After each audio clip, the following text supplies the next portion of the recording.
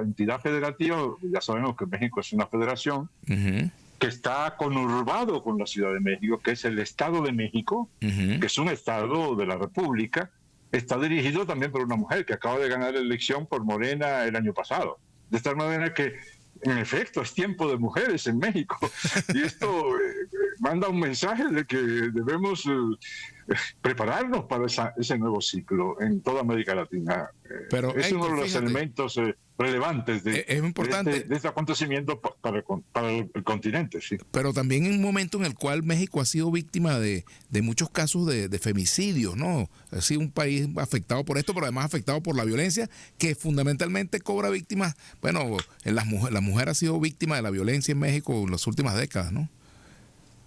Así es. Ha sido una lucha justamente de Claudia Sheinbaum cuando estuvo al frente de la jefatura de gobierno de la Ciudad de México, de establecer nuevas normas y nuevas prácticas para combatir el feminicidio. Y rebajó el feminicidio prácticamente a la mitad. De tal manera que, entre otros muchos logros que tuvo durante su etapa de jefa de gobierno en la Ciudad de México, este es uno muy destacado. Estas son las razones por las cuales, entre otras cosas, alcanzó la popularidad que alcanzó, ¿no? Para obtener un triunfo tan arrollador como el que se acaba de lograr. Que por cierto son más de 30 puntos de ventaja de acuerdo a la última cuenta, pero estaba leyendo también en el Universal, Héctor, que la candidata Gálvez está anunciando impugnaciones tras reconocer la derrota, ¿no? Denuncia la presencia de crimen organizado y todo el aparato del Estado dedicado a favorecer a la candidata, ha dicho ella, ¿no? Bueno, ellos anunciaron de varias maneras que tenían esa intención. De hecho, en primera instancia parece que tuvieron esa tentación, pero luego al verlas, como se había previsto, si la diferencia era sustancial, digamos de más de 10 puntos, era prácticamente imposible hacer una impugnación de esa naturaleza, porque no hay manera de probar que obtienes más de 30 puntos respecto a tu adversario utilizando fórmulas fraudulentas. Y sobre todo porque es obvio que no hubo otros factores que pudieron ayudar a concebir una impugnación de este tipo, y es el de que hubiera violencia en el proceso electoral. Y fue un proceso muy terso, hubo pocos casos de violencia y no fueron relativos a fraudes gubernamentales, sino que fueron relativos a los pleitos, las luchas locales entre candidatos que en algunos casos asociados con la delincuencia terminaron en este tipo de actos violentos. Pero fueron muy localizados, muy pocos, menos de 20, de tal manera que no pudieron, no encontraron los asideros para proceder en esta dirección, que habría prolongado, digamos, la preocupación en la población por los resultados electorales. México se caracteriza también, México también se caracteriza por el principio de no reelección, que ha sido columna vertebral pues en el proceso político mexicano. Y antes se acostumbraba a la figura del tapado, ¿no? En el caso de la candidatura de Claudia, hubo un proceso interno. ¿Qué pasó con Marcelo Ebrard? ¿Se reincorpora? ¿Está marginado? ¿Qué ha pasado con esa figura que también jugó un rol importante en su momento en México como canciller y como jefe de gobierno del Distrito Federal también? Así es. Sí, él como se sabe, tuvo un enfrentamiento muy fuerte con la candidata Claudia Sheinbaum en ese momento, porque él contendió con otros cuatro compañeros para obtener la candidatura de Morena a la presidencia de la República. Desde luego era claro desde el principio que favorecían las condiciones a Claudia y no a Marcelo Ebrard.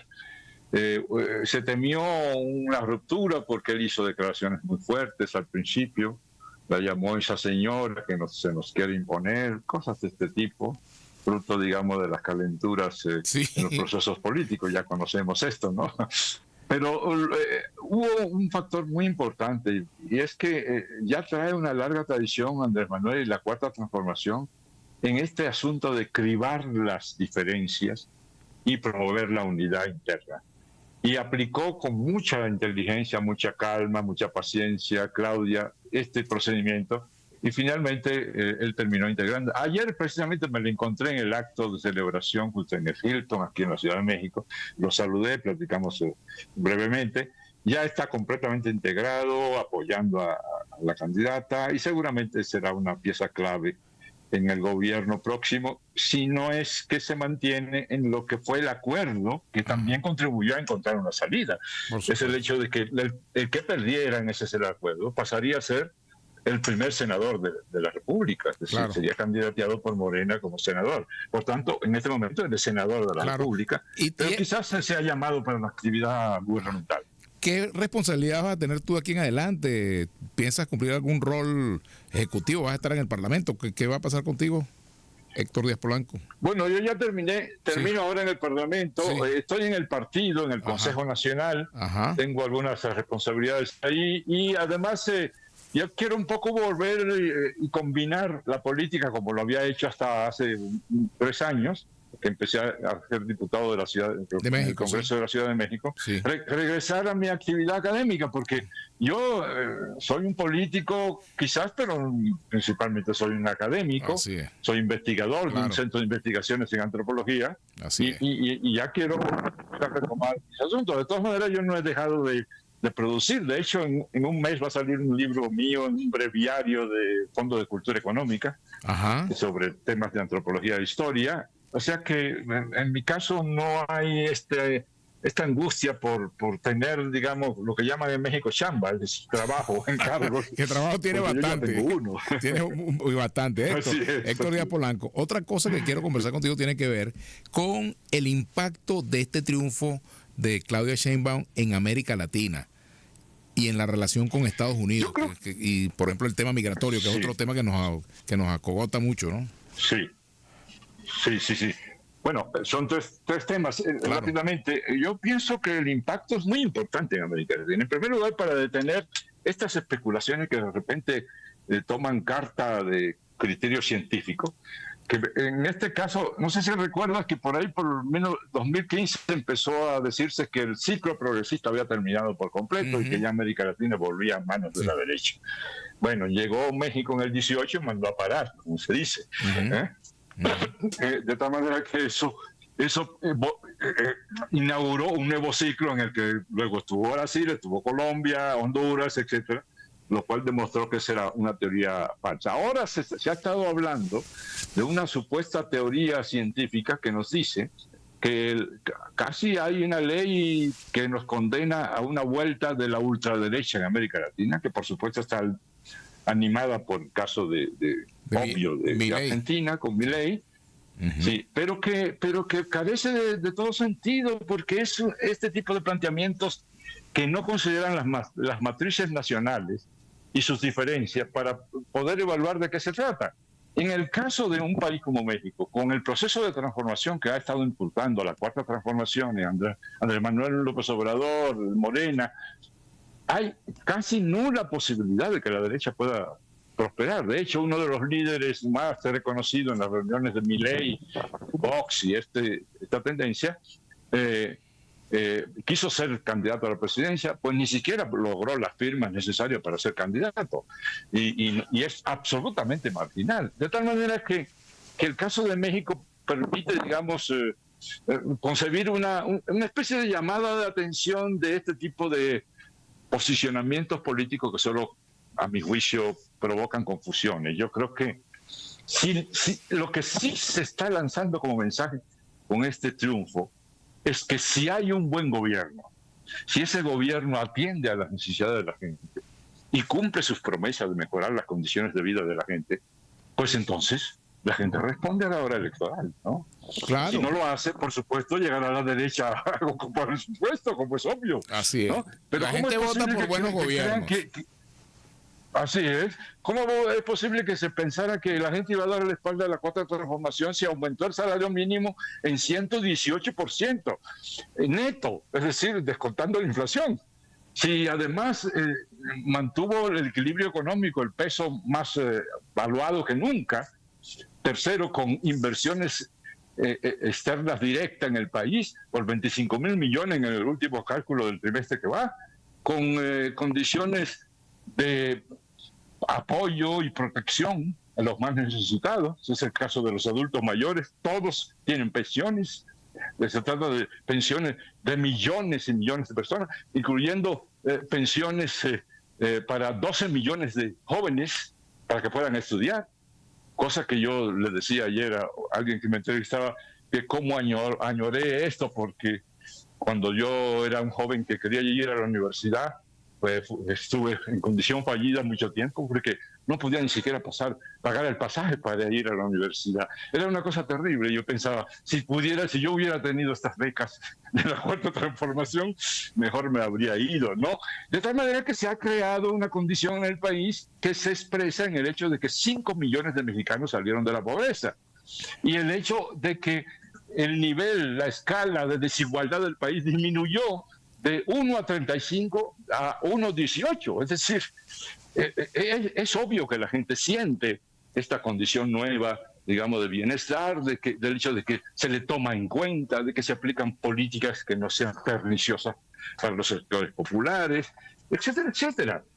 En consecuencia, como ya lo indicaste tú, justamente, si hay buenos gobiernos, pues esos gobiernos... Y lo mejor de todo eso es que eso se puede hacer en democracia, que es el dato también importante, Héctor, ¿no? En democracia, con respeto a la Constitución, a los poderes, a la autonomía de los poderes, en fin. Eso es fundamental también, ¿no? Absolutamente.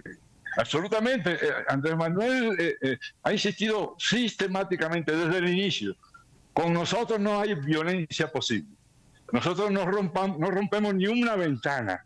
Es decir, él dice, el político más admirado por mí, dice, es Allende, que fue quien inauguró, después de la Revolución Cubana, un intento de obtener el poder para hacer transformaciones por la vía pacífica, por la vía electoral, ¿no?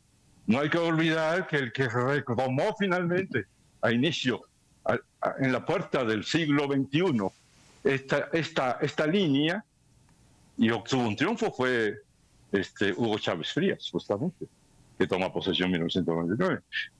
Y en ese momento inicia un ciclo latinoamericano de luchas conservando dos cosas fundamentales: la vía pacífica y los procedimientos democráticos, no solo para acceder al poder, sino además para conservarlo, de tal manera que todos los ciudadanos tengan protegidos sus derechos, ¿no? Derechos fundamentales.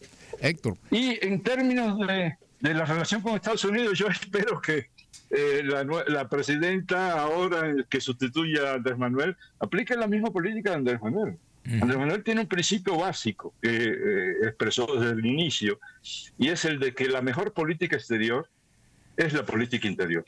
Sí. ¿Qué quiere decir con eso? Que si uno quiere tener una política exterior exitosa, la condición para lograrlo es que tengas una aceptación popular interna que te permita hacer los planteamientos con cierta solidez, ¿no? De otra manera estás hablando bobadas, ¿no? Claro, y con fuerza. Y las bobadas no son muy recomendables cuando se trata de las relaciones con Estados Unidos. Ciertamente, mira. Más vale tener... Sí, finalmente, sí, Héctor, porque el tiempo se me está agotando, hay algo que no te quiero dejar por fuera, porque me lo pide un oyente. Me dice: Vladimir, tú que eres voz de todos, habla un poco del problema de los migrantes secuestrados en México. La situación de la migración de Venezuela con México, en México, es terrible. Bueno, por todo lo que sabemos, pues, los coyotes han sido víctimas de mafias, en fin, ha habido maltratos, ha habido secuestros en estos días de algunos de ellos, y quería, como dicen ustedes, externarte esa preocupación, pues, ¿no? En nombre de nuestro país, ¿no? Sí, es muy importante, eso es muy importante. La política migratoria es uno de los grandes asuntos que tiene que tratar la nueva presidenta. El presidente Andrés Manuel López Obrador ha hecho un gran esfuerzo en ese sentido, pero igual que el criterio que aplica internamente, en el sentido de que no se puede combatir el crimen, incluso la propia migración, en este caso no combatir, sino darle opciones, es la política interna favorable, crear condiciones, atacar las causas que provocan este fenómeno, particularmente el fenómeno migratorio. Él se repite una y otra vez que los que migran por necesidad, no migran por gusto. Por tanto, hay que atacar las necesidades, y hay que atacarlo en cada país. Y en ese sentido, ha estado insistiendo, bueno, en dos puntos. En primer lugar, de dar el mejor tratamiento posible a los migrantes que atraviesan el territorio mexicano en búsqueda de la frontera norteamericana. Y en segundo lugar, el de lograr con Estados Unidos un nuevo programa latinoamericano, americano, para apoyar a los gobiernos que son, digamos, núcleos de migración hacia Estados Unidos. De tal manera que todos, dice Andrés Manuel, debemos cooperar para tratar de abordar un tema tan complejo y no echar la culpa a los países que son emisores de migrantes o aquellos, como el caso de México, que son países de paso hacia la frontera norteamericana, mientras Estados Unidos usa miles de millones de dólares para apoyar guerras en el mundo y no es capaz de aplicar un programa con unos cuantos miles de millones para apoyar a los pueblos, particularmente Centroamérica, el caso de Cuba y el caso de Venezuela, entre otros, que también Ecuador, que son países emisores de muchos ciudadanos migrantes. Bueno, te agradezco mucho, Héctor, y espero verte pronto por acá por Caracas. Un gran abrazo, ¿ah? Claro que sí. Muchas gracias. Nos vemos pronto. Un gran Gracias abrazo. a ti. Un gran abrazo.